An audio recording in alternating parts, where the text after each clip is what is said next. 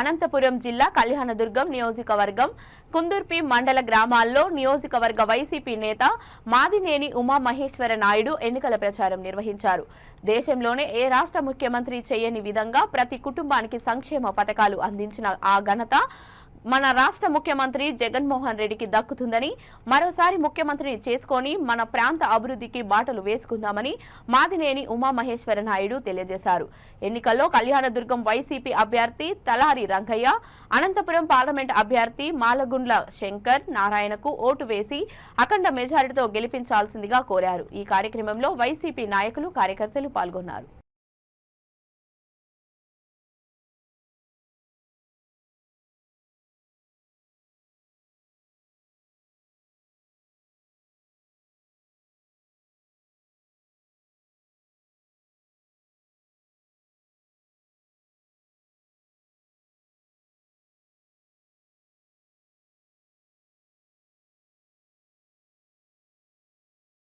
వచ్చినప్పుడు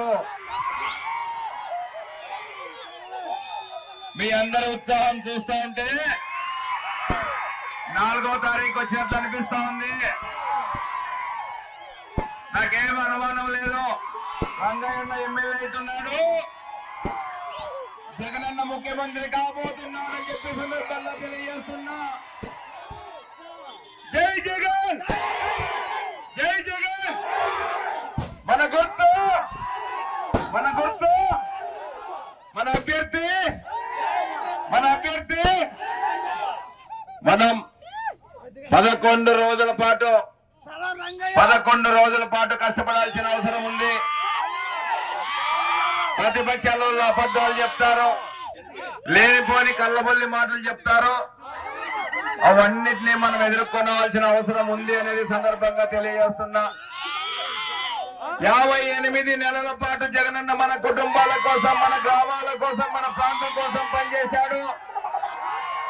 11 రోజుల పాటు మనం జగనన్న కోసం పనిచేయాల్సిన అవసరం ఉంది అని ఈ సందర్భంగా తెలియజేస్తున్నా. ఎందుకంటే మనమంతా రైతు కుటుంబంలో ఉన్నటువంటి వాళ్ళం. వాస్తవాలు మాట్లాడుకుందాం. ఒక 20,000 30,000 మనకు అప్పు కావాలంటే 4-5 మంది దగ్గరికి పోయినా కూడా మనకు అప్పు పుట్టినటువంటి పరిస్థితి మన గ్రామీణ ప్రాంతాల్లో ఉంటుంది.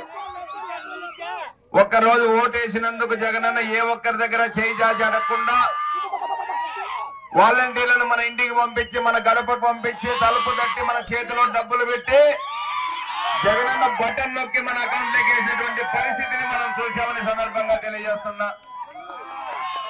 58 నెలల్లో లక్షల రూపాయలు మన కుటుంబాలకు వచ్చాయి. మన పిల్లల చదువుల కోసం ఉపయోగపడ్డాడు. అవ్వతాతల బతుకు భరోసాగా ఉన్నాడు. వ్యవసాయానికి అండదండగా ఉన్నాడు. మన కుటుంబ అవసరాల కోసం అన్ని రకాలుగా, అన్ని విధాలుగా జగనన్న మన కోసం పనిచేశాడు అనేది ఈ సందర్భంగా మరొకసారి మీకు తెలియజేస్తున్నా. అందుకోసం మనం 11 రోజుల పాటు కష్టపడి మరొక్కసారి జగనన్నను ముఖ్యమంత్రిని చేసుకుంటే ఈసారి మరికొంత పెరిగి మన ఇంటికి డబ్బులు వస్తాయని సందర్భంగా తెలియజేస్తున్నా. మన ఇచ్చినటువంటి మేనిఫెస్టోను మనం ఒక్కసారి చూస్తే ప్రభుత్వాన్ని